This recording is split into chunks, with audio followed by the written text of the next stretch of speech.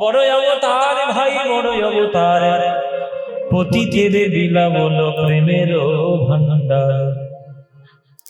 বড় অবতার ভাই, বড় অবতার, পতিতের বিলাবল প্রেমের ভান্ডার।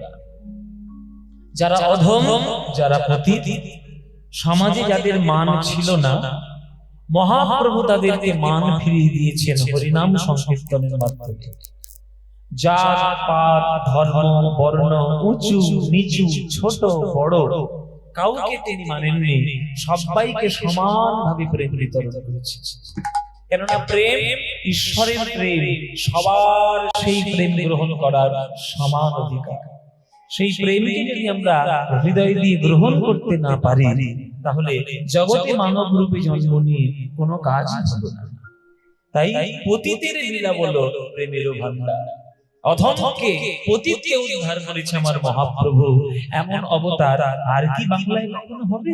কোনোদিন হবে না। তাই গৌরচন্দ্রিকায় পদকর্তা মহাপ্রভুর গুরুত্ব বর্ণনা করছে। বড় অবতার ভাই, বড় অবতার, পতিতের লীলা বলো প্রেমের ভান্ডার। পতিতের লীলা বলো ও প্রেমের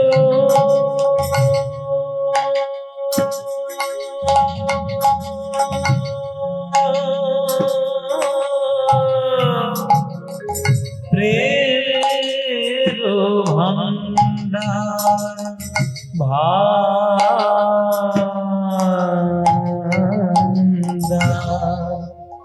লীলা বলো প্রেমের প্রেমের প্রেমের প্রেমের ভান্ডার।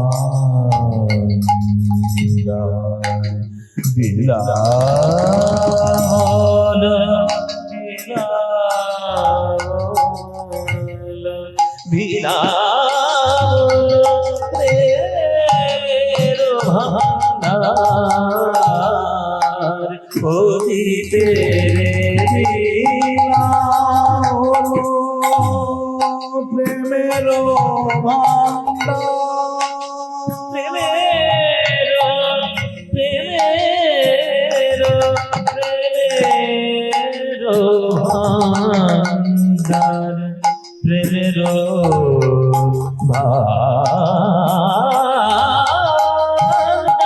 পতিতের লীলা বলো প্রেমের ভান্ডার।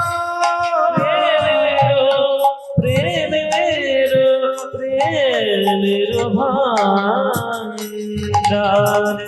এমন পতিতি পাবন আমার গৌর হরে, গৌর হরে, গৌর হরে, গৌর হরে।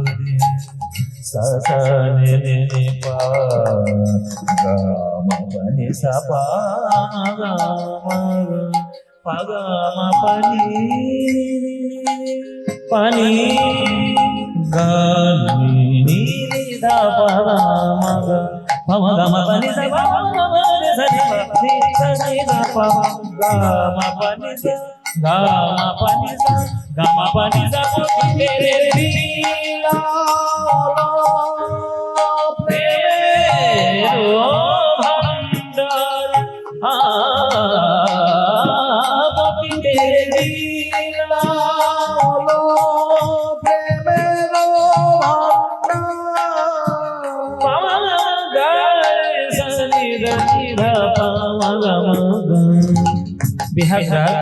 বেহাগ রাগের উপরে গৌরচন্দ্রিকা।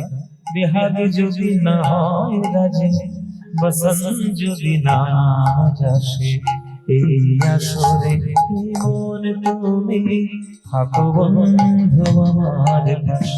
বেহাগ রাগ, বেহাগ রাগের চলাফেরা প্রথম লাইনটা, বাকিটা কিন্তু বললেন। বেহাগ যদি না হয় রাজে, গামাদা গামাগা, এটুকু বেহাগ রাগের চলে। এবারে বেহাগ রাগে অনেক অনেক গান আপনারা সবাই শুনেছেন। রবীন্দ্রনাথের মানে কবিগুরু রবীন্দ্রনাথের অনেক গান বিহারি আছে।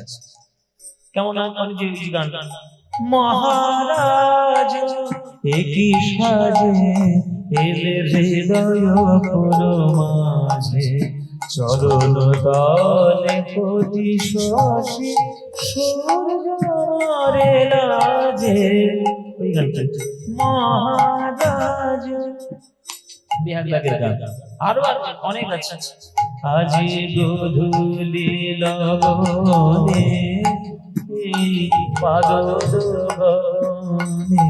এটাও বিহারি লাগের। আরো আছে যেমন ওই শ্রাবণের ধারার মতো পড়ুক ঝরে পড়ুক ঝরে। সেই আগে আমরা গৌর চন্দ্রিকার সাধন করছি। গামা গরে সরে রে গামা বামা গামা গামা পাগামা পানি দা বাগামা পানি দা গামা পানি দা গামা পানি সাবন রে দিলা প্রেমের ভাঙা ভাঙার ভাঙি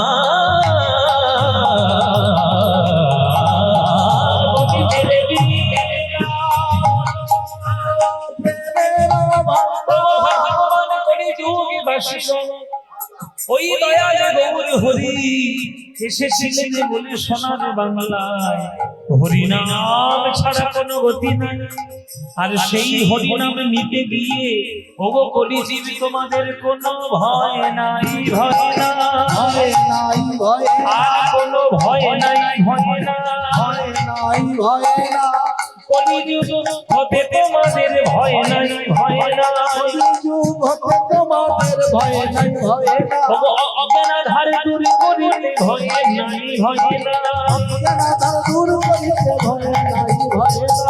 পাপ তাপ বিনাশিতে ভয় নাই, ভয় না।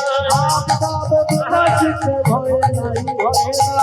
অজ্ঞানাধার দূর করিতে ভয় নাই, ভয় না। অজ্ঞানাধার দূর করিতে ভয় নাই, ভয় না। ভক্তি কুসুম বিকশিতে ভয় নাই, ভয় না। ভক্তি কুসুম বিকশিতে ভয় নাই, ভয় না। ওই হরিনাম বিলাইতে ভয় নাই, ভয় না। হরিনাম বিলাইতে ভয় নাই, ভয় না। গামা গরে সরে রে গামা বামা গামা পানি ধানি রে বাগা বামা গামা পানি ধানি পানি গামা বামা ধানি ধানি ধানি পানি ধানি ধাকা আপনি ধাকা আপনি ধাকা। হে রাধে রাধে বলো ভয় নাই, ভয় না। গামা গামা গামা গামা গামা গামা সাগা সাগা সাগা সাগা সাগা সাগা সাগা বাবা গামা পানি ধানি গামা পানি ধানি গামা পানি ধানি গামা পানি ধানি। কৃষ্ণ কৃষ্ণ কৃষ্ণ বলো ভয় নাই, ভয় নাই। এসে গেছে গৌর নিতাই ভয় নাই, ভয় নাই। রাধে রাধে রাধে বলো ভয় নাই, ভয় নাই। এসে গেছে গৌর নিতাই ভয় নাই, ভয় নাই। হরি হরি হরি বলো ভয় নাই, ভয় নাই। এসে গেছে গৌর নিতাই ভয় নাই, ভয় নাই। ওই হরি হরি হরি বলে নিতাই গৌর হরি হরি হরি বলো ভয় নাই, ভয় নাই। এসে গেছে গৌর নিতাই ভয় নাই, ভয় নাই। রাধে রাধে বলো ভয় নাই, এসে গেছে গৌর নিতাই ভয় নাই, ভয় নাই। হরি হরি হরি বলো ভয় নাই, ভয় নাই, ভয় নাই। ও পতিতের বিলাবন প্রেমের ভান্ডার, প্রেমের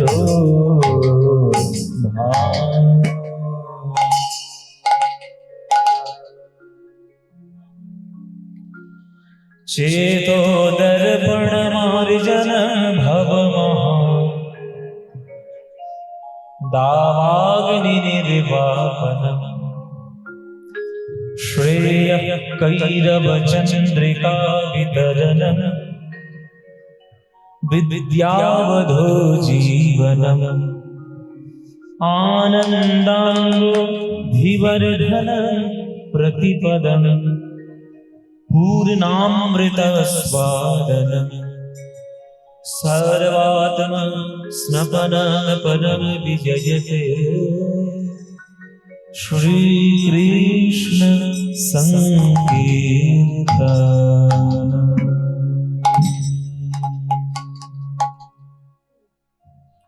जय जय। उपस्थित সকল কৃষ্ণ অনুরাগী গৌর ভক্তবৃন্দের চরণে আমার কোটি কোটি দণ্ডবত প্রণাম। আমার সকল গুরুবর্গের শ্রীচরণে আমার শত সহস্র কোটি দণ্ডবত প্রণাম। শ্রী শ্রী জগন্নাথ দেবের শ্রী বিগ্রহ প্রতিষ্ঠা উপলক্ষে এই ভক্ত প্রতাপবাবুর গৃহাঙ্গনে আজকে আপনাদের মতো অনুরাগী ভক্ত বৃন্দগণ, হাজার হাজার আজকের উৎসাহী ভক্ত শ্রোতাগণ এখানে উপস্থিত প্রাণ গৌর গোবিন্দের লীলামৃত মাধুরী পান করবেন বলে। কীর্তনের মধ্যে মনের যে শান্তি লুকানো রয়েছে, এটি অন্য কোনো গানের মধ্যে এই শান্তি আপনারা কখনোই পাবেন না, যদি সেটা প্রকৃত কীর্তন হয়। প্রকৃত কীর্তনের মধ্যে মহাজন পদকর্তাদের সাহিত্য, তাদের আবিষ্কৃত সঙ্গীতের মধ্যে যে পরম প্রেমময়, যে পরমানন্দ লুকিয়ে রয়েছে, সেটা পৃথিবীর অন্য কোনো গানের মধ্যে নেই। এটা আমাদের বাংলার কৃতিত্ব, বাংলার অবদান। বাঙালি জাতিতে যখন জন্মগ্রহণ করেছেন, তাহলে এই অবদানকে অস্বীকার করলে কিন্তু জীবনে বিরাট বড় একটা ভুল করে ফেলবেন। তাহলে আবার আপনাকে 10 বার বাঙালি হয়ে জন্ম নিতে হবে, তবে বাংলার মূল কৃতিত্বটা বুঝবেন। এই যে হরিনাম সংকীর্তন আজ সারা ভারতবর্ষ শুধু নয়, সারা পৃথিবীর দিকে দিকে প্রান্তে ছড়িয়েছে। হরে কৃষ্ণ শব্দটি যেমন আমরা বাঙালিরাও বলি, ভারতবাসীরাও বলে, আমেরিকার লোকেরাও বলে, ইংল্যান্ডের লোকেরাও বলে, রাশিয়া, জাপান, জার্মান, ইউরোপ সবাই বলে, সেটা একমাত্র একটা মানুষের জন্য। সেই মানুষটি আমাদের বাংলার একটা ছোট্ট গ্রামে জন্মগ্রহণ করেছে, নদিয়া জেলার নবদ্বীপ ধাম। ওই যে নিমাই বলে যে ছেলেটি, যাকে পরবর্তীকালে শ্রীকৃষ্ণ চৈতন্য রূপে আমরা পেয়েছি, তিনি যে হরিনাম সংকীর্তন আর প্রেমের বার্তা সারা বিশ্বব্যাপী তিনি প্রচার করেছেন। সারা পৃথিবীতে এইরকম অভূতপূর্ব আন্দোলন কোন মহাপুরুষের দ্বারা সম্ভব হয়নি। সারা ভারতবর্ষ শুধু নয়, সারা পৃথিবী জুড়ে সেই মহাপ্রভুর কীর্তন আপনারা শুনতে এসেছেন। তাই মন প্রাণ যতক্ষণ কীর্তন হবে, মন প্রাণ মহাপ্রভুর চরণে লাগাইবে। এখানে এই যে প্রতাপ বাবু এত বিরাট বড় একটা যজ্ঞের মাধ্যমে আজকে এখানে বিরাট বড় একটা যজ্ঞ হয়েছে, যজ্ঞ ভূমি, শ্রী মন্দির প্রতিষ্ঠা, শ্রী বিগ্রহ প্রতিষ্ঠা, শুধুমাত্র শো অফ করার জন্য নয়, যাতে আপনারা সেই মন্দিরে এসে তাকে প্রণাম করে যাতে মনের মধ্যে একটু ভক্তি সংরক্ষণ করতে পারে। কারণ এখন চারিদিকের যে অবস্থা, সব কিছু পাওয়া যায়, আপনি পয়সা দিলে কি না পাবেন, যা ফেলবেন টাকা বাঘের দুধ পর্যন্ত পেয়ে যায়। হ্যাঁ, কোহিনীর মণি থেকে বাঘের দুধ সব কিছু পয়সা দিয়ে আপনি পেয়ে যাবেন। পয়সা ফেলুন, চেক লিখুন, শপিং মল কিনে নিন, তেল কোম্পানি কিনে নিন, দেশ কিনে নিন, প্লেন কিনে নিন, যা ইচ্ছা কিনতে পারবেন। কিন্তু 100% গ্যারান্টি, কোটি কোটি টাকা দিয়েও মনের কোণে এক বিন্দু শুদ্ধ ভক্তি আপনি কখনো কিনতে পারবেন না, কোনদিন কিনতে পারবেন না, কোটি টাকা খরচ হচ্ছে। কেননা শুদ্ধ ভক্তির উদয় করতে গেলে আপনাকে শুদ্ধ ভক্ত হওয়ার চেষ্টা করতে হবে। আর শুদ্ধ ভক্ত হওয়ার চেষ্টা করতে গেলে মনটাকে সব সময় নিচের দিকে রাখতে হবে। মাথা উঁচু করবে তারা যাদের ভিতটা শক্ত রয়েছে। আপনার ভিত শক্ত নেই জীবনে, আপনি মাথা উঁচু করবেন কিভাবে? এই যে কলকাতায় বড় বড় বিল্ডিং হচ্ছে, 42 বলে একটা আমাদের বিল্ডিং আছে, 64 তলা বিল্ডিং, এই যে জওহরলাল নেহরু রোড, হ্যাঁ, খোঁজ নিয়ে দেখুন, ইঞ্জিনিয়াররা এসে মাটি পরীক্ষা করেছে যে এখানে কত তলা বিল্ডিং আমি তুলতে পারবো। সেই রকম শক্ত ভিত, কংক্রিট, স্টিল সবকিছু ব্যবহার হয়েছে, তবেই না একজন 70 তলা একটা বিল্ডিং উঠেছে। আপনার জীবনের কংক্রিট, আপনার জীবনের ভিত কোনগুলো, যেগুলো আপনারা পাচ্ছেন না লাভ করতে, তাই এত দিকে দিকে অশান্তি। ভিতগুলো কোনটা? শ্রদ্ধা, জ্ঞান, ভক্তি, প্রেম, বিবেক, বুদ্ধি, ধর্ম। এইগুলো নেই, তাই চারিদিকে এত অশান্তি। এইগুলো লাভ করতে পারলে জীবনে, তবেই তো ভক্তি উদয় হবে। ভক্তি এত সহজে পাওয়া যায় না।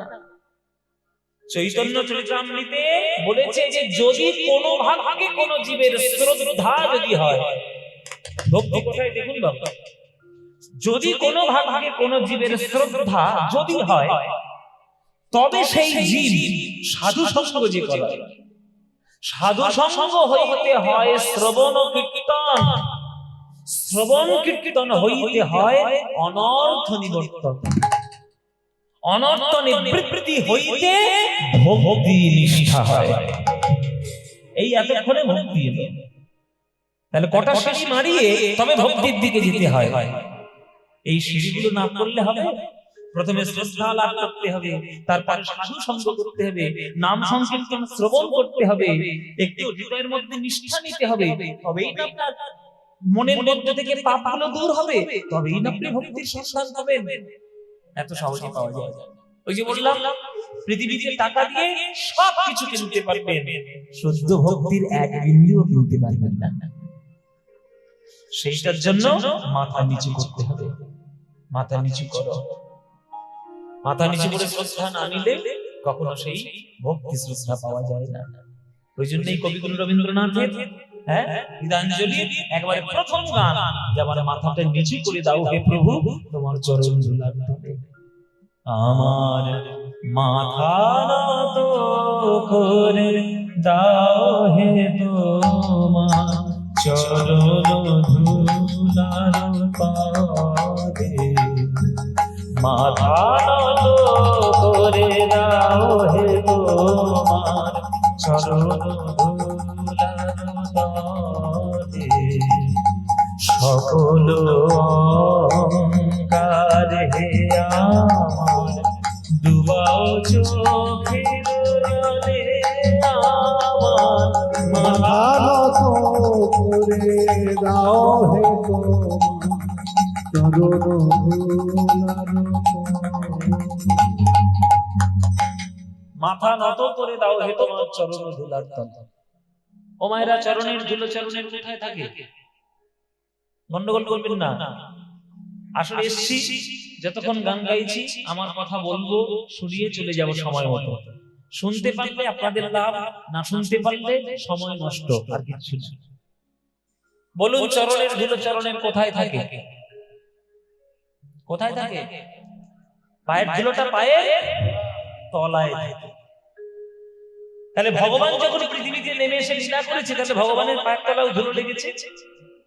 তাহলে সাধারণ ধুলো আর ভগবানের পায়ের তলায় ধুলো, আকাশ পাতাল পার্থক্য আছে। যে ধুলোটা সাধারণ মানুষের পায়ে লেগে যাচ্ছে তার ভাগ্য ভালো, না যে ধুলোটা সরাসরি গোবিন্দের চরণের সৌভাগ্য পাচ্ছে তার ভাগ্যটা ভালো? আপনি কোন ধুলো হতে চান? সাধারণ ধুলো হতে চান, না গোবিন্দের পদের তলায় ধুলো হতে চান? গোবিন্দ চরণের তলার ধুলো হতে চান? কোনটা চান বলুন আগে, তারপরে পরের কথায় যাব। গোবিন্দের চরণের ধুলো হতে চান? তাহলে গোবিন্দের চরণের ধুলো কিন্তু এমনি এমনি পাওয়া যাবে না। গোবিন্দ কিন্তু এই জায়গাটার নাম কি জানো? আরগোড়া নাকি? আরগড়ি। গোবিন্দ কি আরগড়িতে লীলা করেছেন? গোবিন্দ কোথায় লীলা করেছেন? বৃন্দাবন। তাহলে আপনাকে আরগড়িটাকে বৃন্দাবন করতে হবে। আরগড়িটাকে বৃন্দাবন করুন, যদি করার মতো করতে পারেন। বৃন্দাবন কত সাধনার পর তবে গোবিন্দের চরণটা বুকের মধ্যে পেয়েছে। আরগড়ি এই যে আপনারা ভক্ত কীর্তন শুনতে এসেছেন, আপনাদের হৃদয়ে বৃন্দাবনটাকেও তৈরি করুন সেইভাবে, তাহলে দেখবেন গোবিন্দের শ্রীচরণ আপনার হৃদয়ের মধ্যে খেলা করবে। এমনি হবে না, অনেক খাটখানি রয়েছে। নিজের করিলে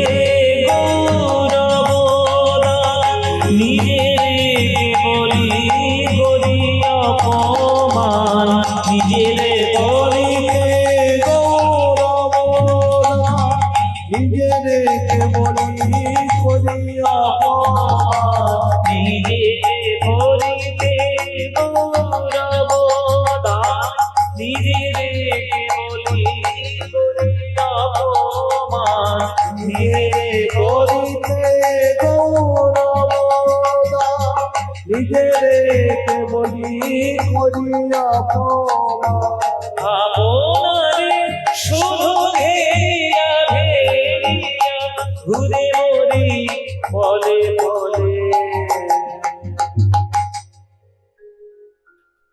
নর্মাল গানটা গেয়ে গেলে হবে না, গানের মধ্যে থেকে কথার নির্যাসগুলোকে বের করে নিতে হবে। যতক্ষণ না দুধকে, যতক্ষণ না দইকে জলের মধ্যে ঘাঁটছে, জলের মধ্যে মন্থন করছে, ততক্ষণ মাখন বেরোবে না। গানের মধ্যে থেকে সেই মাখনগুলোকে বের করতে হবে। আপনারে শুধু ঘেরিয়া ঘেরিয়া ঘুরি মরি পদে পদে। ও মায়েরা, হরিণ দেখেছো? হরিণ দেখেছো? হ্যাঁ কি না দেখেছি তো? যদি না দেখা হয় তাহলে শীতকাল পড়েছে, আলিপুরে গিয়ে দেখে আসবে। পাশেই চিড়িয়াখানা দেখেছেন তো? এবার হরিণের সব থেকে কোনটা ভালো দেখতে বলুন তো? এই যে আপনি মুখস্থ শুনে শুনে বলেছেন, হরিণের শিংটা সব থেকে সুন্দর দেখতে। হরিণের শিং সব থেকে সুন্দর দেখতে। ওই জন্য হরিণের শিং দেখবেন বিক্রি হয়, অনেকে মাথা সমেত বিক্রি করে, মানে চোরা চালান। ওটা তো নিয়ম নয় এভাবে বিক্রি করা, চোরা চালান হিসেবে বিক্রি হয়। ঘরে সাজিয়ে রাখা নিজের প্রতিপত্তি জাহির করার জন্য। দেখেছো আমি কত টাকা মালিক, ওইটা দেখানোর জন্য হরিণের শিং কেন। কিন্তু জেনে রাখবেন, হরিণের শিংটা তার সৌন্দর্যেরও যেমন কারণ, হরিণের শিংটাই কিন্তু তার মরণেরও কারণ। কেননা বাঘ যখন তাড়া করে তখন কিছুতেই আটকায় না, ওই শিংটায় আটকে যায় লতা পাতায়, আর তখনই এসে বাঘ হালুম করে ধরে। আত্মসম্মান, আত্মমর্যাদা, আত্মবিশ্বাস এগুলো আমার সৌন্দর্য, কিন্তু আত্মবিশ্বাসটা যদি আত্ম অহংকার হয়ে যায় তখন আমার মরণের কারণ ঘটবেই ঘটবেই। তাই আত্মবিশ্বাস করুন, আত্ম অহংকার নয়। এবার আত্মবিশ্বাস আর আত্ম অহংকারের মধ্যে পার্থক্য আছে। দুটোর মধ্যে পার্থক্য তো জেনে নিতে হবে যে কোনটা পার্থক্য কি। আত্মবিশ্বাসটাকে বলে, এই যে আমাদের অনেকে বলে অহংকারী না, একটা কনফিডেন্স থাকে। আমি অহংকারী কখন হব? আমি যখন বলবো আমি একমাত্র পারি, আর কেউ পারে না, আমিই পারি। এই যে আমিই পারি, আমার মতো কেউ নেই, এইটা হচ্ছে আমার আত্ম অহংকার।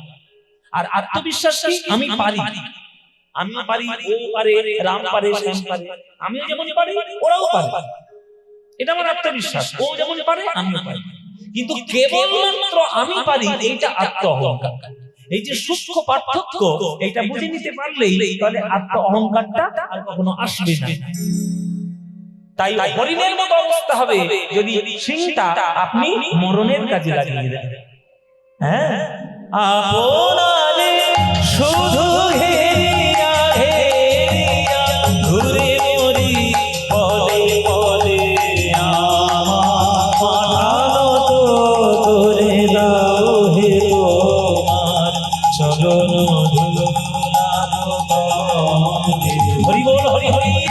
পাঠানো করে দাও হে তোমার চরণ ধুলানো তলে।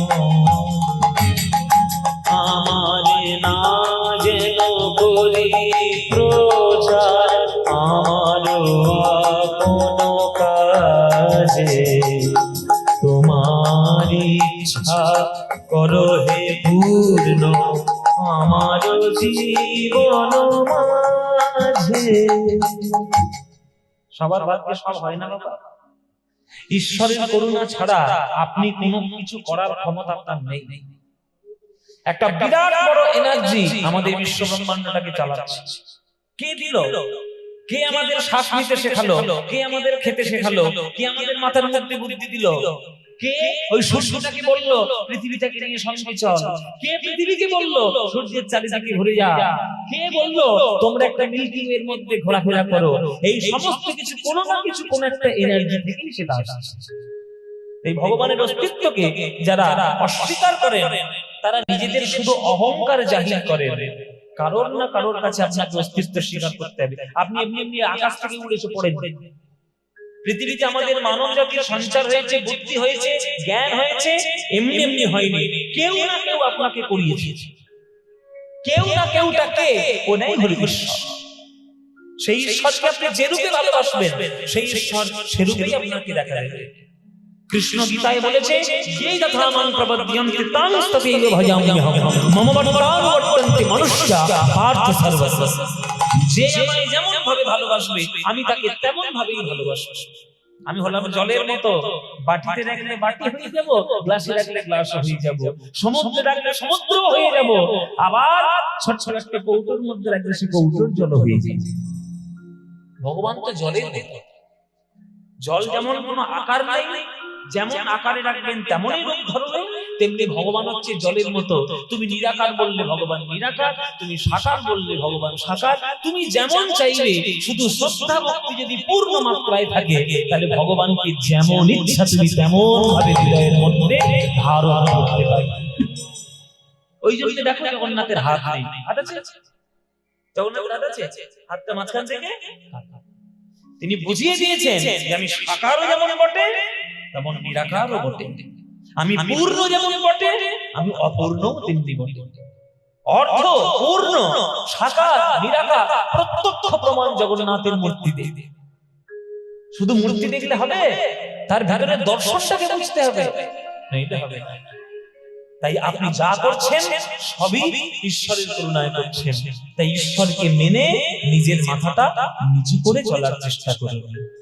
তাই কবিগুরু লিখছেন, আমার না যেন করি প্রচার আমার আপন কাজে, তোমার ইচ্ছা করো হে পূর্ণ আমার জীবন মাঝে, যাচিয়ে তোমার চরম শান্তি পরাণে তোমার পরম কান্তি, যাচিয়ে তোমার জনম শান্তি পরাণে তোমার পরম কান্তি, আমারে আড়াল করিয়া দাঁড়া হৃদয় পদ্মে, আমারে আড়াল করিয়া দাঁড়াও হৃদয় পদ্মে। বাজার থেকে যেমন ফুল নিয়ে এসে ভগবানের চরণে সেবা দিলে ভগবান খুশি হয়, কিন্তু ভগবান আরো খুশি হয় যদি হৃদয় পদ্মকে ভগবানের চরণে অর্পণ করতে পারে।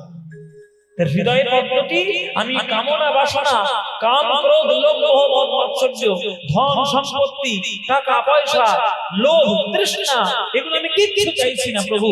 আমার হৃদয় পদ্ম তলে কেবলমাত্র তুমিই বিরাজ করো, এই চাই, আর কিচ্ছু চাই না। আমারে আড়াল করিয়া দাঁড়াও। যখন দেখবেন গুন্ডারা মারতে আসছে ছেলেকে, বাবা দেখবেন ছেলেকে পিছনে থেকে বাবা বুকটা চিতিয়ে দেয়, মা রামায় মা, আমার প্রাণ থাকতে আমি আমার সন্তানকে কখনো ক্ষতি হতে দেব না। তেমনি ভগবান যখন দেখেন কাম ক্রোধ লোভ মোহ মদ মাৎসর্য ছটা বড় বড় গুন্ডা আমার ভক্তকে মারতে আসছে, তখন তিনি নিজেই রুখে দাঁড়ায় ভক্তির শক্তিতে। সন্তান যখন বাবা বলে ডাকে, বাবা বাঁচাও বলে ডাকে, তেমনি ভক্ত যখন হে ভগবান বলে ডাকে তাই নাম, তেমনি ভগবান ভক্তকে রক্ষা করেন, নিজেকে ভক্তের সামনে দাঁড় করিয়ে দেন, ভক্তকে আড়াল করে দেন। আমারে আড়াল করিয়া দাঁড়াও হৃদয় পদ্মে, আমার মাথা নত করে চরণ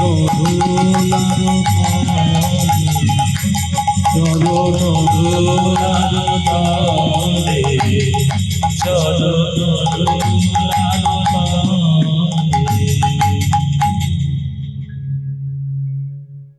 রবীন্দ্রনাথ ঠাকুরের গান। শুধু রবীন্দ্রনাথ ঠাকুরের গান হুড় করে গাইলে হবে তাহলে ভেতরের যে নির্যাস ওইটাকে একদম তুলে আনতে হবে মন্থন করে, তবেই দেখবেন গান শুনে একটা অন্য জগৎ, অন্য দৃষ্টান্ত খুলে যাবে আপনার জন্য। আর সেই প্রেম শ্রদ্ধা ভক্তি জাত পাত সবকিছু বিভেদ ভুলে গিয়ে সবাইকে কল্যাণ করেছেন আমার মহাপ্রভু। তাই তার সম্বন্ধে পদকর্তা পদ লিখেছেন, বড় অবতার ভাই বড় অবতার, পতিতের লীলা বলো প্রেমের ভান্ডার, এমন করুণার অবতার আর কখনো হয়নি আর হবারও না।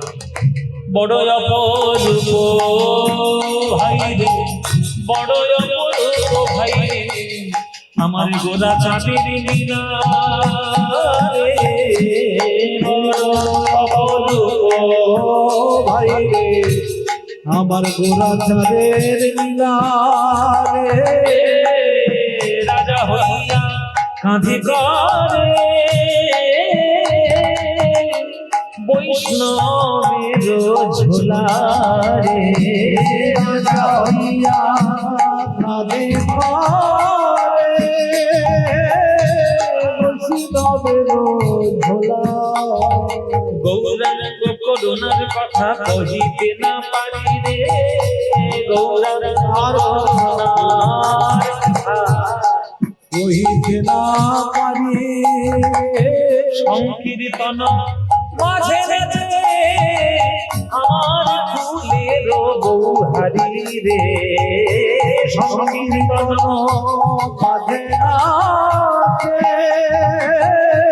ফুলের গৌহারি। সংকীর্তন মাঝে আছে ফুলের গৌহারি। দেখুন এক প্রমাণ দিয়ে দিচ্ছি, আজকের এখানে যে অনুষ্ঠান হচ্ছে এখানে ছেলেরা বেশি এসছে না মেয়েরা বেশি এসছে? ছেলেরা বেশি না মেয়েরা বেশি? মেয়েরাই বেশি। দেখুন আপনাদের নিজে নিজেকে তাকিয়ে দেখুন আপনারাই বেশি মায়েরা। এই মেয়েদের কীর্তন শোনা সবথেকে বেশি জরুরি। ভেজাল কীর্তন নয়, প্রকৃত কীর্তন। তোমরা মা 10 মাস 10 দিন গর্ভ ধারণ করে সন্তানকে জন্ম দেওয়ার ক্ষমতা তোমাদের রয়েছে। সেই কষ্ট সহ্য করার ক্ষমতা তোমাদের রয়েছে। এই তোমরা তোমাদের গর্ভ যদি হরিনাম দিয়ে পবিত্র করতে না পারো তাহলে তোমাদের গর্ভে ভক্ত প্রহ্লাদের এই দেবের মতো ভক্ত আসবে না। হরি বল বাবা, পরিষ্কার কথা। যেমন জমি তেমন ধান। বিবেকানন্দের মা হয়েছিল বলেই না বিবেকানন্দ হয়েছে। কৌশল্যার মতো মা ছিল বলেই না রাম হয়েছে। কয়াধুর মতো ভক্তিমতী ছিল বলেই না প্রহ্লাদ হয়েছে। সুনীতির মতো মা ছিল বলেই না ভক্ত ধ্রুব হয়েছে। যশোদার মতো মা ছিল বলেই না কৃষ্ণ তার কোলে খেলা করেছে। আপনি মা হবেন, একটা নতুন প্রাণকে আপনি জগতে সৃষ্টি করছেন, জন্ম দিচ্ছেন, কত বড় দায়িত্ব আপনার আছে বলুন তো। তাই আপনারা মা, আপনাদের কন্যা সন্তান যখনই জন্ম নেবে সব থেকে বড় শিক্ষিত তাকে করা। কেননা জগতের কোন ইউনিভার্সিটি, কোন স্কুল, কোন কলেজ মানুষ করতে পারবে না। মানুষ যদি হতে হয় মায়ের কোলেই মানুষ হবে। তাই মায়ের থেকে বড় শিক্ষা প্রতিষ্ঠান নেই। মা হচ্ছে জগতের সব থেকে বড় শিক্ষা প্রতিষ্ঠান। যিনি মাদেরকে শিক্ষিত না হলে সন্তান শিক্ষিত হবে কি করে? তাই মহাপ্রভু বললেন, যাকে ভক্তির শিক্ষায় মায়েদেরকে শিক্ষিত করো, তারপরে সবাইকে করো। বড় অপরূপ ভাই রে, মানে গৌরাঙ্গ করুণার কথা কহিতে না পারি, সংকীর্তন মাঝে নাচে কুলের গৌহারি। আজকে সবাই তারা কীর্তন করছে, মেয়েরা ঘরের কাজ ফেলে দিয়ে সব আজকে কীর্তনে ব্যস্ত। তাই মায়েরা কীর্তন শুনতে হবে। আপনারা কীর্তন শুনবেন, শুনবেন কীর্তন। তোমাদের আবার মন ভোলাটা খুব মানে সহজ তো, মেয়েদের আবার মন একটু ঘুরিয়ে দেওয়া যায়। হ্যাঁ, ওই মনগুলো ঘোরাতে চলবে না। সন্ধ্যেবেলায় পরিবারকে সঙ্গে নিয়ে বসে বসে সব সঙ্গ করবেন। টিভি সিরিয়াল গুলো দেখে দেখে জীবন নষ্ট করবেন না। টিভি সিরিয়াল যেগুলো দেখেন আপনারা সন্ধ্যা থেকে বসে বসে, ইলেকট্রিক খরচা হয়, কর্তার পকেট থেকে বিল সরে যায়, পয়সা সরে যায়, আপনার চোখেরও 12টা বাজবে, আর জীবন একবার সর্বনাশ হবে। শুধু বোকা বাক্সের দিকে তাকানো, আর কিছু না। শাশুড়ির খাবারে বিষ মাখাবে কি করে, বৌমাকে গলা টিপে মারবে কি করে, আর নায়ককে ধরে ধরে চাকরি করে বিয়ে দিয়ে কি করে। এছাড়া এখানে সিরিয়ালে আছে, যে কোনো সিরিয়াল মধ্যে সবই একই হচ্ছে। প্রত্যেকটা সংসারটা করে কুটকোতানি ঢুকিয়ে দিচ্ছে, কি করে সংসারকে সর্বনাশ করতে হয় সেই সব শেখাচ্ছে। কোনো লাভ আছে সব শিখে? সন্ধ্যেবেলায় পরিবারকে সঙ্গে নিয়ে সৎসঙ্গ করুন।